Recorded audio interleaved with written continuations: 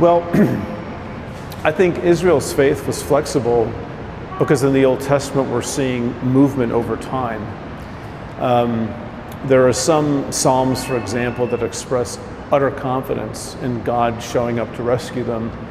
And then there are other Psalms that take God to task for not showing up and rescuing them, even though he should have, because they didn't do anything wrong.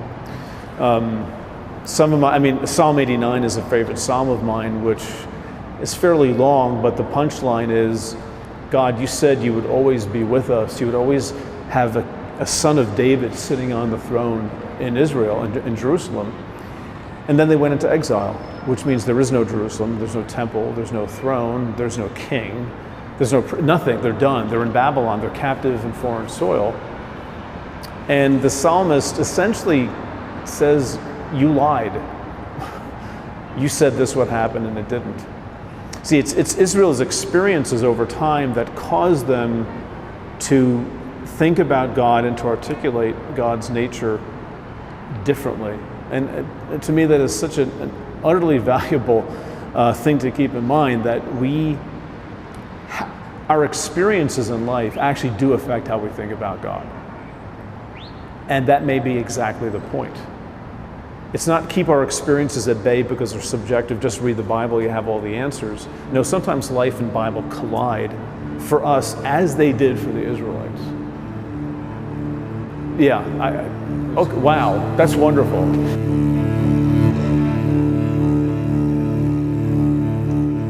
Maybe God is flexible.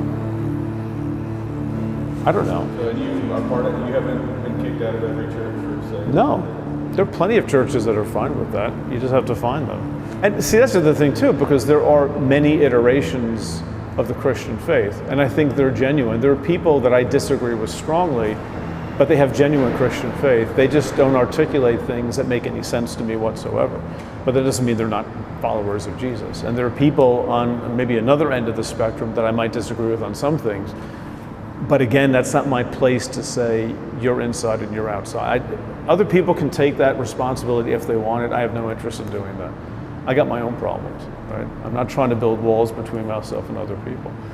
And the flexibility that we see, the theological flexibility we see in the Bible itself, I think models something for us of, even in the Bible, that book that's supposed to tell you plainly and simply, this is exactly what God is like, this is exactly what God wants, there is so much diversity there. It's like herding cats trying to get it all together. You can't.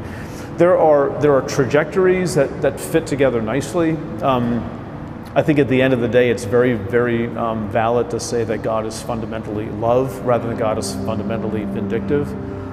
But Israelites in the Old Testament, some of them experienced God as being a God who is vengeful and vindictive. But that may not be what God is like. That may be how God was experienced in a tribal culture 3,000 years ago. Now, well, that's horrible because the Bible tells us something that's not true about God. Well, it's telling us something about how people experience God in particular cultures, which models for us our own responsibility to experience and articulate God within the confines of our own cultural moment, which we can't escape. We can't get outside of our culture. And the really good news is that, see, in Judaism you have this, but much more clearly, I think, in the New Testament, you have a God that's involved in incarnation, a God who is involved in the messiness and pain of life. That's central to the Jewish and Christian experience, although again differently articulated. That tells us something about God's willingness to sort of meet us where we are, right?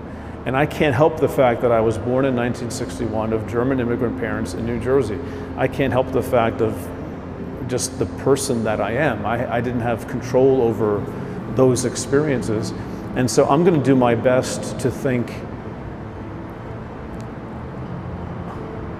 what is God to me? And that's my responsibility to do that. And to talk about that with other people who are also taking that responsibility and have accepted that challenge and that pilgrimage to experience God in their lives. And the Bible models that process for us, which I think is very reassuring, that it's not the cookbook, it's not the owner's manual you come back to are you doing it right? It's more like, look at the sweep of the story from Genesis to, for the Christians, the book of Revelation. Look at this sweep, and there's so much happening there. Ample opportunity for us to connect with different stages in our lives with what biblical writers were also grappling with in different stages in their existence.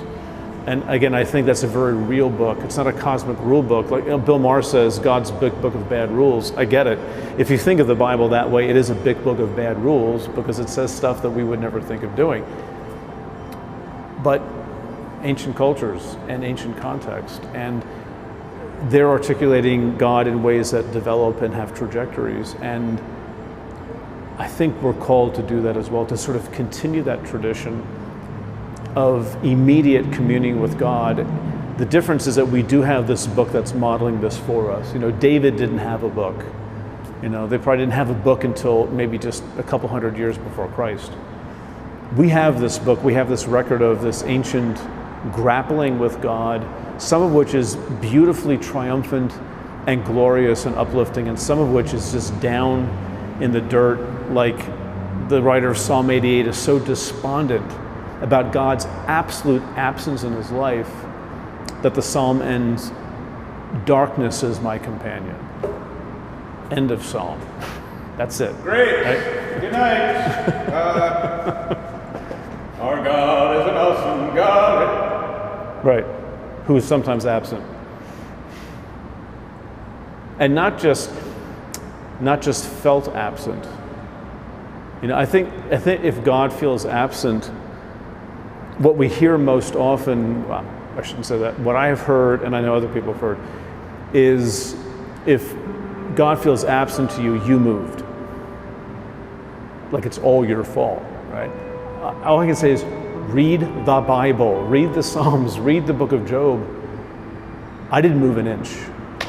What is God doing here?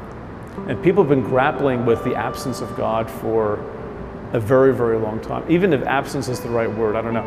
I think, this is my theory, I don't know for sure, God hasn't told me that I'm right yet, and God never will tell me if I'm right, but my theory is that the absence of God, which is that period of, like, say, doubting and struggling of God's presence, that's sort of like almost pressing reset, where we're in a process of moving to a deeper stage of knowing what God is like, because maybe it's not so much God is absent, it might be our ideas of God aren't working anymore. And a good way to sort of alert us to that is this sense of God being absent. It may be actually that God is more present at that time of absence than we think. You can't know that, you can't be certain of that, but you can trust God through that process anyway. Even when you're going through that time of God's absence, of struggling, of doubt, that may be part of a process of your maturation, or, as the New Testament puts it, being conformed to the image of the risen Christ, which involves dying and then rising, right?